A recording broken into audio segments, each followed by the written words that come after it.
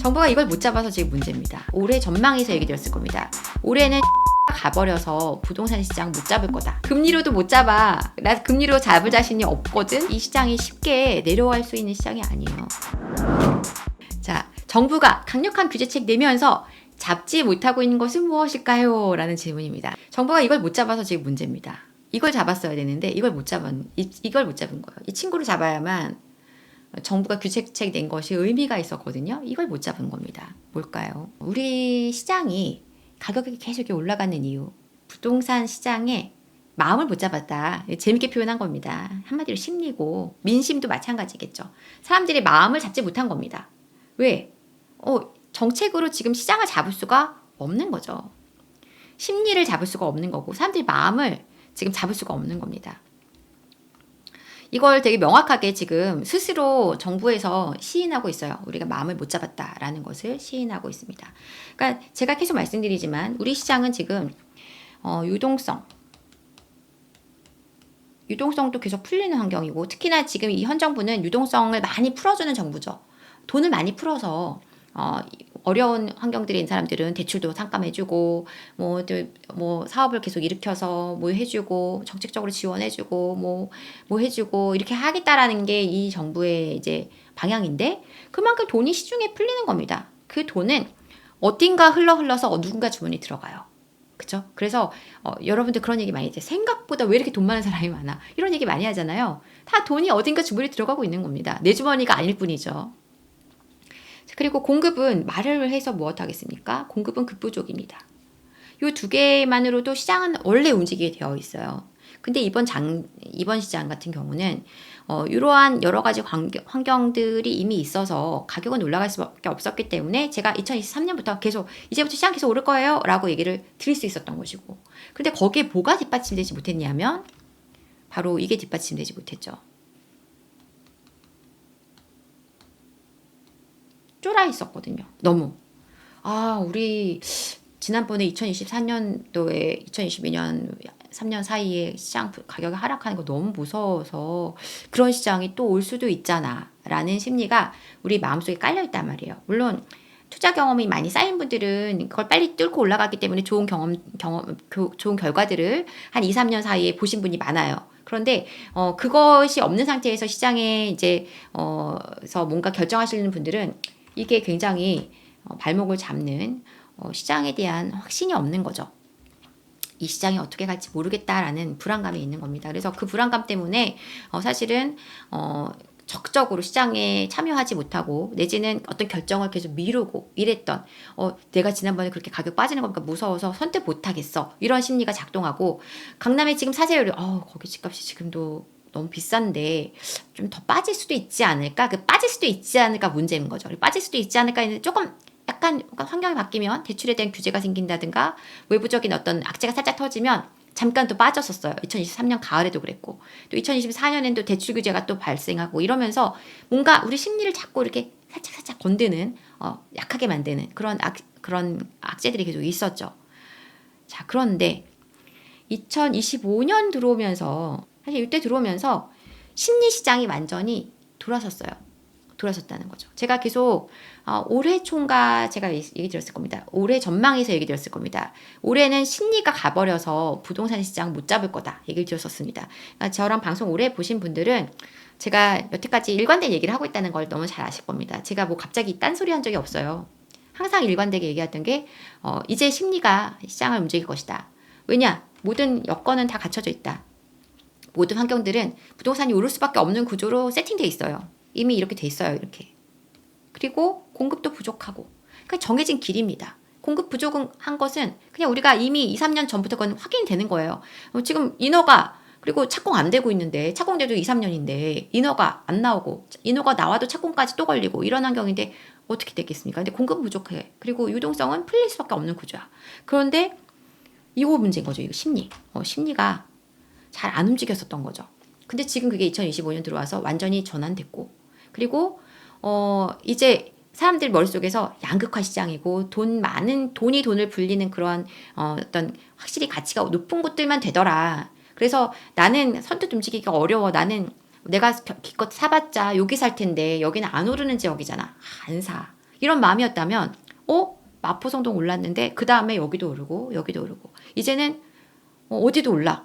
우리 동네도 이제 거래가 되기 시작하네. 이렇게 되면서 내가 갖고 있던 물건도 오르고 또 내가 관심 있었던 그래도 좀 저기는 괜찮아 보이는데 저기 매수하면 어떨까 고민하던 수요층도 이제 시장이 다 가서 다 저기도 올라버리네. 내가 봤던 가격이 다 아니게 돼버렸네. 라고 굉장히 크게 뭐랄까요.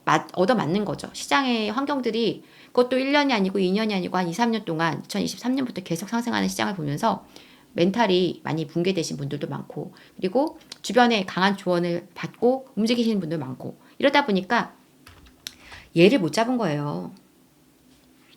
그러니까 이걸 잡고 싶은데 못 잡아. 공급을 많이 강하게 정책을 내라. 정책이 나올 수가 있으니까 지금 아무리 강한 정책을 내려고 해도 제가 그때 말씀드렸지만 아주 정말 너무 파격적인 그런 정책이 뭔가 팍 나오지 않는 한 그것도 잠깐이겠죠. 파격적인 정책도 시장에 영향을 미치는 것은 아주 잠깐일 거예요. 그게 나오기가 너무 어렵고 나온다 해도 사실 그렇게 크게 영향을 미칠 수 있는 환경이 아닙니다. 공급은 어려운 환경이라는 걸 우리가 모두가 알고 있어요. 더군다나 이 정부에서 이번 규제책으로 인해서 공급이 더 어렵고 전세값은 더 날뛸 것이고 그렇다 보니까 심리는 이미 방향이 선에 잡혀 있는 상태이라는 거죠. 방향이 잡혀 있다. 기사 중에 굉장히 좀 재밌는 기사가 오늘 하나 있었는데요. 뭐냐면 요거거든요. 제가 사실 요게 한은에서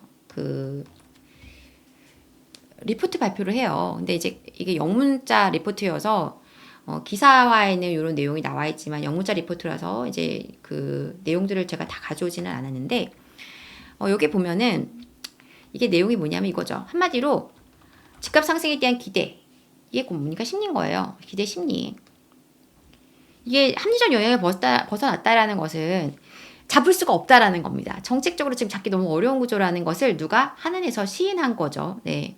일관적인 기대를 꺾을 수 있는 일관적 대책 수준이 필요하다. 사람들 심리를 잡을 대책을 만들어야 된다라는 얘기입니다. 금리로도 못 잡아. 나 금리로 잡을 자신이 없거든. 지금 너무 시장 에너지가 너무 세거든. 이거 이렇게 하면은 우리 경제 환경들이 좋아지지 않을 거야. 뭐 어디 좀 예를 들어서 어떤 경제를 성장시킬 수 있는 쪽으로 자금이 흘러가야 되는데 집으로 자꾸 간다 이런 이제 이야기예요. 내용은 이 리포트의 내용은. 근데 완전히 틀린 말이라고 할 수도 없지만 이 심리 시장을 지금 잡을 수 있는 구조가 아니라는 것입니다. 그리고 그것을 자꾸 더 자극을 해요. 이제 너무 시장을 다 강하게 옥죄서 이제 그동안 비규제 지역들 다 올라가게 만들고 그게 시장에 대한 정부의 지금 강한 부담이 있구나. 이 시장이 오를 거라고 확신하는구나라고 더 상승에 대한 확신을 더 심어주는 정책으로 가고 있는 겁니다. 그냥 놔두면 알아서 적절한 시점 맞춰서 다시 시세가 올라갔었을 텐데 그렇게 강하게 규제함으로 해서 많이 쫄았구나. 이렇게 할 수밖에 없다고 이 시장이 그렇게 움직이는 시장이라고 믿고 있구나라고 사람들이 생각하게 만드는 거죠. 그래서 그럼으로 인해서 사람들이 선택하게 만드는 거죠. 부동산은 가야 돼. 그리고 저기도 또 언제 규제할지 몰라. 그러면 저기도 못 사는 거 아니야? 안양 만안구 이제 못 사는 거 아니야? 이제 기흥구 저기도 못 사는 거 아니야? 저쪽 처인구 가야 되는 거 아니야? 그러기 전에 사야 되겠어. 이렇게 사람들의 마음을 급하게 만들어 놓아서 지금 정책을 그렇게 씀으로 해서 사람들이 심리를 지금 잡지 못하도록 정책을 가고 있는 것입니다. 근데 지금 이 심리를 잡지 못하면 이 시장이 쉽게 내려갈 수 있는 시장이 아니에요. 그리고 구조적으로 아까 말씀드린 대로 우리 시장이 부동산 시장의 가격이 지금 내려갈 수 있는 구조가 아닙니다. 원래부터 공급도 부족하고 유동성도 풀려가고 있는 구조이기 때문에 그래서 이거를 지금 정책을 가지고 어떻게 해야 될지에 대한 굉장히 많은 골치가 아프겠지만 제가 볼 때 딱히 답은 없다. 그게 문제인 것 같습니다. 그래서 저는 어떻게 말씀드리고 싶냐면 지금부터는 우리가 어쨌든 간에 조금 더 좋은 선택지를 찾아서 움직이셔야 돼요. 그러니까 내가 예를 들어서 내가 비규제 지역의 물건을 갖고 있는데 마침 거래가 잘 돼서 처분이 됐다. 그러면 회복된 수거하는 자금을 가지고 그걸 어떻게 할지에 대한 고려를 좀 하실 필요가 있어요.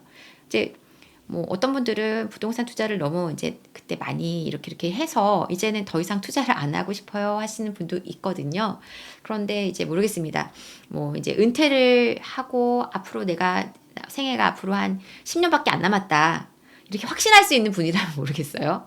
근데 그걸 누가 확신할 수 있겠습니까? 70 보통 제가 이렇게 상담해 보면은 은퇴한다고 하면은 이제 생애가 이제는 남은 생애가 얼마 안 남았다라고 이렇게 생각하시는 경우가 많거든요. 근데 이제 60이면은요 앞으로 살 날이 40년 남아 있어요. 100세 시대라는 거죠.